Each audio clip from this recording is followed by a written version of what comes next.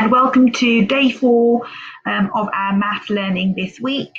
You guys have done so well with the work you've been sending in. It's been a pleasure to look at it, so please keep sending it in so I can see what amazing work you're doing at home. So as I told you yesterday, today we're going to be looking at comparing fractions. So moving on with our fractional works and leaving equivalent fractions behind. So let's minimize more. There you go, it's better. And today's date is the 2nd of July 2020. It's a Thursday, and our LI is to compare fractions. And now you will need a pencil, a piece of paper, and a ruler to carry out your work today. So number talk, to start off with, what is the fraction of the unshaded part? Now, so often you're asked to write the fraction of the shaded part. What is the fraction of the unshaded part? Okay, so we've got 1, 2, 3, 4, 5, 6, 7, 8, 9 parts. So 9 would be your denominator, and I'll put my there. And the unshaded part is 2, 1, 2. So the fraction of the unshaded part is 2 over 9. So you got that right. Well done. You're doing well. Now let's move on. So the key vocabulary today is denominator, numerator, fraction, compare, and a whole. And you'll know that we'll be using the word compare a lot in maths and online learning, and we use it a lot throughout the year. But comparing means you have 2 things or 3 things or even 4 things, and you're just writing down whether they're larger, smaller, or equal to. That's what we're doing today. And so today we'll be going to compare fractions. What does it mean to compare fractions? And well, we already explained that, but what signs do we use to show comparison?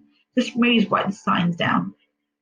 Hopefully the signs you've written down are these, which is, oh no, not that one, that which is less than, that which is greater than, and that, not that, that which means equal. Those are the 3 signs that we use when we're comparing things. So how do we compare fractions? So when comparing unit fraction, what I want you to do before we start is try to fill in the missing gaps. When comparing unit fractions, we look at the something. The bigger the something the fraction. When comparing fractions with the same denominator, we look at the something. The bigger the numerator, the something, the fraction. What are the missing words? Right, so when comparing unit fractions, we look at the, Daisy, the denominator. The bigger the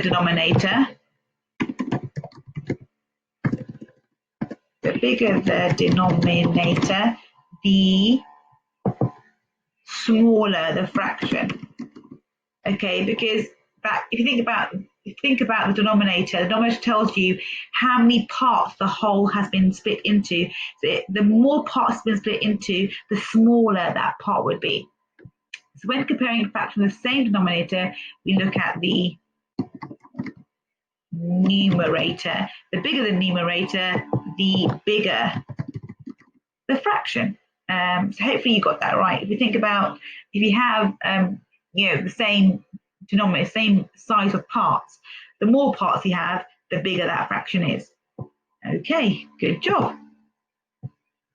Let's see what's behind the screen. So Shivan and Patrick are going to help us out here. So Shivan and Patrick have 1 circle each. Shivan cuts his circle into 2 equal parts, and he keeps 1 part. So here's a circle.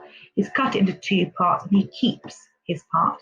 Patrick cuts his circle into 4 equal parts, and he keeps 1 part. So there's 4 equal parts, and he keeps part. Who keeps the bigger part, Shivan or Patrick? Explain. So I think we can tell that Shivan, if you look at the 2 circles of equal size, Shivan actually has a larger share of the circle than Patrick does. Actually, Patrick's quarter is half of the share that Shivan keeps. So really, Shivan has the bigger part. Right, so when comparing fractions, what deduction, what conclusions can you make from using this fraction rule? So really, the reason I've got this up here is because I gave this to you on Monday. I said to you that we'll be using it all week, and this will help you today to compare fractions. So as an example, this is how you can use your fraction rule today.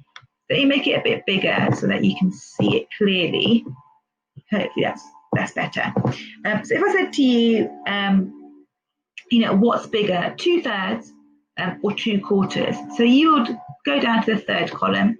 So if 2/3, it starts here, the bar, that's 1/3, and that's 2/3. So 2/3 ends there. Is that bigger or smaller or equal to 2/4? 2/4 starts here, the same place as 2/3, but actually ends here.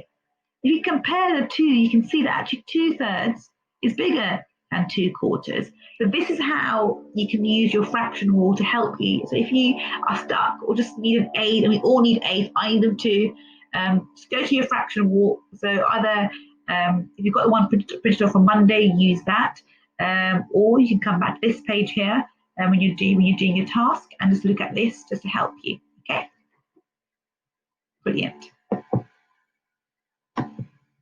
Right, so which is greater, 1/6 or 1/7? Let's think about our rules, okay? Is 1/6 or 1/7 larger?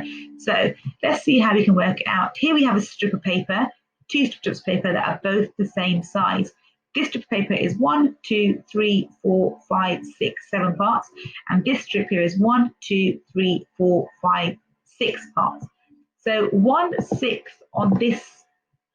So 1/7 would be this part here, and 1/6 would be this part here. I think that we agree, just by looking, they both start the same point. I think we'll agree that actually 1/6 is the greater fraction. So let's see if I can tick it. So 1/6 is greater than 1/7 because if you divide a whole into 6 parts, the individual part will be bigger than if you divide that same whole into 7 parts. Good job, guys. Now try to do this one by yourself. Use your fraction rule if it helps, or use these two diagrams. Compare a half and a quarter. Is half bigger than or smaller than a quarter? Okay, so looking at these here, you've got a quarter shaded in, you've got a half shaded in. I think we can see that a half is greater than 1/4. So the sign that would go in here would be this one over here. Good job. So now, once I move my face out of the way, I would like you to compare 1/3 and half. Which is 1/3 greater than or less than a half? So 1/3 is, we can see, is 1/3. That's a half. So 1/3 is, oops, Daisy, I keep doing that, is less than half. Good job, you've got that right, guys. Just literally writing down what you see. 2/4 is bigger than, smaller than a half. It's actually, you can see they both start at the same point, both end at the same point. It's actually equal to, 2/4 is equal to a half. They're equivalent fractions. Different numbers, same value. And now I'm going to compare these fractions. So compare 1/10 and 1/8. Oh, we're missing these, aren't we?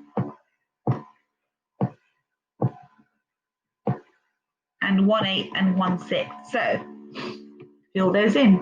I think you'll see that 1/10 is smaller than 1/8, and 1/8 is smaller than 1/6. So well done if you got that right. Good job. Danny is back. He's had a terrible week because everything he said has been wrong, Danny. Danny the dog says the bigger the denominator, the bigger the fraction. Do you agree with Danny or do you disagree with him? And give your answer in a full sentence. Oh, Danny, he is wrong. Because as you discussed, the bigger the denominator, that means that the whole has been broken up into more parts, okay? Which means that each part will be smaller. So really, Daniel Dog is wrong because the bigger the denominator, the smaller the fraction. And I'm hoping that most of you got that right. You did? Well done.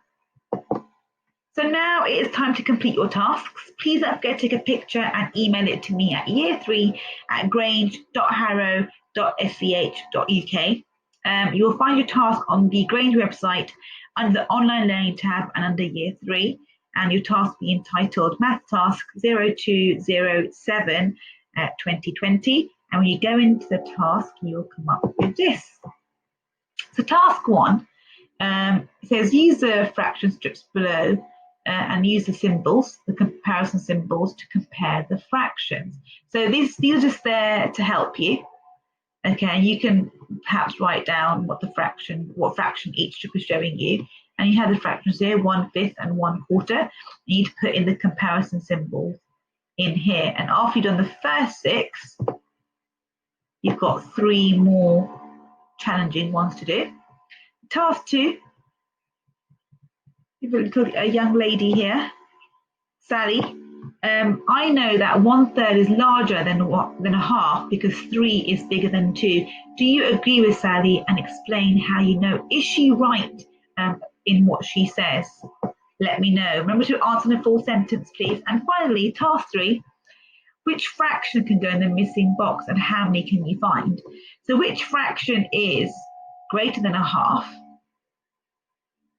Less than a half and greater than a tenth. So which fraction can go in there? Use your fraction wall to help you if you want, and fill in the missing fraction here, and you can write as many as you like. Go back to the smart board, which is here. If you fancy a challenge, here we go. So true or false, 7/10 is greater than 9/10. 7/10 is greater than 9/10. True or false? You can draw a diagram to show me, to prove what you have said.